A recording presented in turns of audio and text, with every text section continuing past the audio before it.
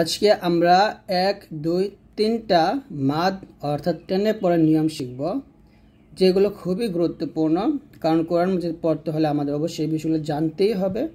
না জানলে কিন্তু আমাদের কোরআন মাজিদ পড়া সুন্দর হবে না। তো অবশ্যই আমরা এর আগে অনেকগুলো ক্লাসে আপনাদেরকে মাদগুলো শেখাইছি। তো যদি আপনারা আমার এই কোর্সের সবকটা ভিডিও একসাথে পেতে চান, তাহলে দেখুন এই ভিডিও ডিসক্রিপশনে আমি একটা লিঙ্ক দিয়েছি, কোরআন পড়ুন সহজ পদ্ধতিতে।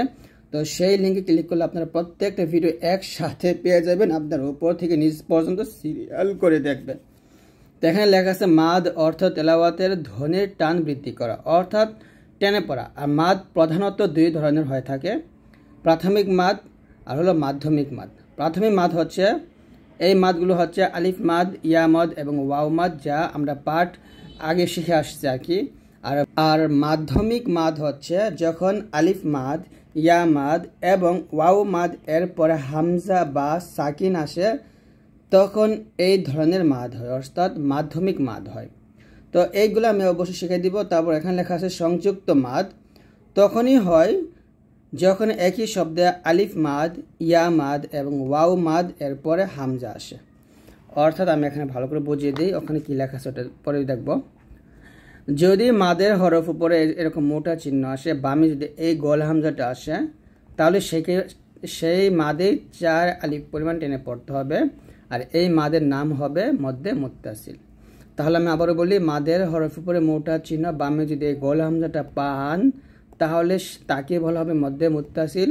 মধ্যে মুত্তাসিল 4 আলিফ পরিমাণ টেনে পড়তে হবে, যেমন যা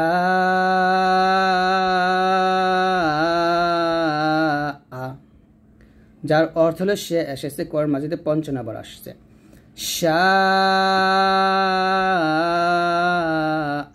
সে ইচ্ছা করেছে। মা আ, পানি। সুউন, মন্দ। হাউলাই,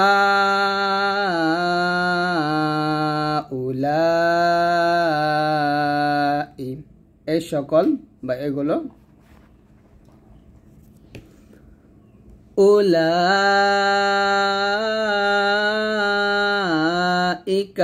ওই সকল। আলাই, অনুগ্রহ সমূহ। ইবতিগাউ, কামনা করা।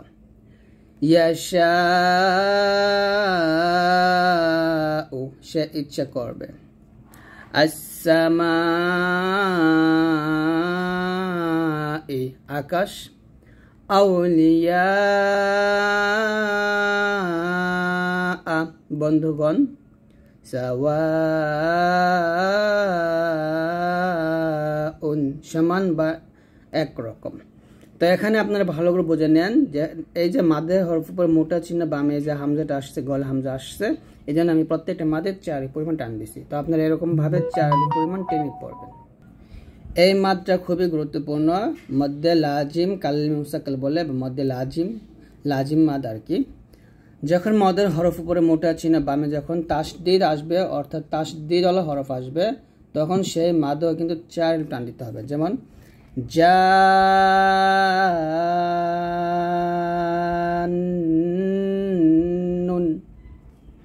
তারপরে এখানে দেখুন মাদের হরফ উপরে মোটা চিহ্ন বামে সাকিন আসছে, এই মাদও 4 টান দিয়ে লামটাকে ধরতে হবে। আল আনা, এখন কি? আর জান্নুন অর্থ জিন। আতুহাজ্জুনি,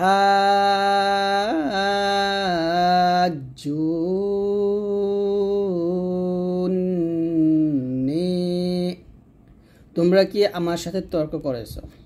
তারপরে ওয়ালাদ্দাল্লিনা,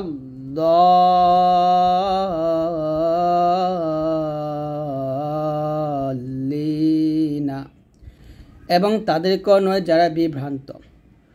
আস-সাখাতু,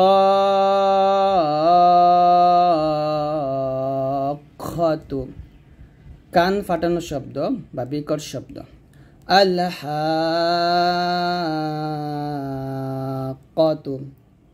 চরম বাস্তবতা বা কিয়ামত। তো এরকমভাবে মদের হরফ উপরে মোটা চিহ্ন বামে তাসদিদ থাকলে সেই মাদের 4 আলিফ টান দিয়ে পরের তাসদিদ হরফকে ধরতে হবে। তারপরে এখানে আছে দেখুন ফিহা আবাদা, হাতে আমরা 3 আলিফ পরিমাণ টান দেব। এটাকে বলা হয় হচ্ছে মদের হরফ উপরে চিকন চিহ্ন বামে লম্বা হামজা আর কি। তো চিকন চিহ্ন আসলে সেই মাত্রা 3 আলিফ পরিমাণ টেনে পড়তে হয়। বিমা উনজিলা ইয়া আইয়ুহান নাসু, এখানে ফিহা আবাদা এর মধ্যে চিরকাল, বিমা উনজিলা যা তার প্রতি নাযিল করা হয়েছে, ইয়া আইয়ুহান নাসু হে মানুষ, ইন্না আ'তাইনাকা নিশ্চয় আমি তোমাকে দিয়েছি, ক্বালু আমান্না তারা বলেছে আমরা বিশ্বাস করেছি, লা ইলাহা ইল্লা হুয়া তিনি ছাড়া কোনো ইলাহ নেই। তো এই মাদগুলোতে 3 আলিফ পরিমাণ টান দিবেন। তো এখন আমরা পূর্বে যা শিখছি ওইগুলো এখন একটু অনুশীলন করব। আলা পরিবার বা অনুসারী, আমানা সে বিশ্বাস করেছে, আদম আলাইহিস সালাম, আয়াতান নিদর্শন বা আয়াত, সুউন মন্দ, আখর অন্য বা অপর, সাওয়াউন সমান, আতাআন দান, জাযাআন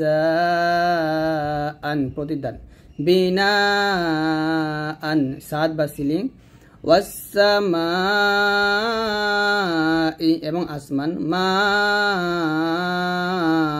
পানি, ইবতিগা কামনা বা বাসনা, শাআ সে ইচ্ছা করেছে, আদাআত এটি আলোকিত করেছে, আলিহাতান ইলাহগণ, ওয়াজাআ এবং সে এসেছে, বিল আখিরাতি আখিরাতের প্রতি, আল কুরআনু কুরআন, ইসরাঈল আলাইহিস সালাম, আমান্না আমরা ঈমান এনেছি, আতাইনা আমরা দিয়েছি, আল মালাইকাতু ফেরেশতাগণ, বিআয়াতিনা আমাদের আয়াত নিদর্শনের প্রতি, আল আখিরাতু আখিরাত, শুহাদাআকুম তোমাদের সাক্ষীগণ, ইন্না আনজালনাহু নিশ্চয় আমরা তা নাযিল করেছি, ওয়ালা তাহাদ্দুনা এবং তোমরা উৎসাহিত করো না। তো এই হচ্ছে আজকের এই ভিডিওটি। যদি ভিডিও ভালো লাগে অবশ্যই লাইক দিয়ে দিবেন আর আমাদের এই ভিডিওগুলো সবার কাছে শেয়ার করবেন। আল্লাহ হাফেজ।